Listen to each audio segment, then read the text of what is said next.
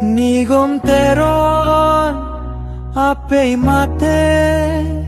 rong khang teron acor karli tang basapi ti sopi bangso apir the pendam juilo ningkan suri niraing koi rapol nipoi ning koi raisi bhom tar nisi sopir the pen ka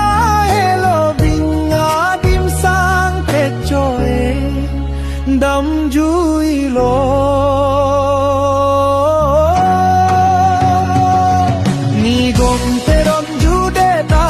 nampei choy sine tuma phanang ote kang bapuplop koson sine tumne bong sone mu mar la penne po atum pen koson sido dunde po pot sine tum aphanang te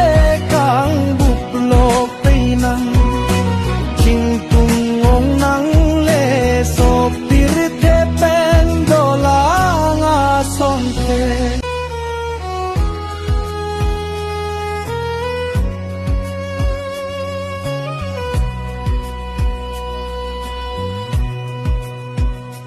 reng dok rang nang so nang su nang mun pendora long rapet dia pot lola si peha siling ang song pen hirju benang pidun bom non pe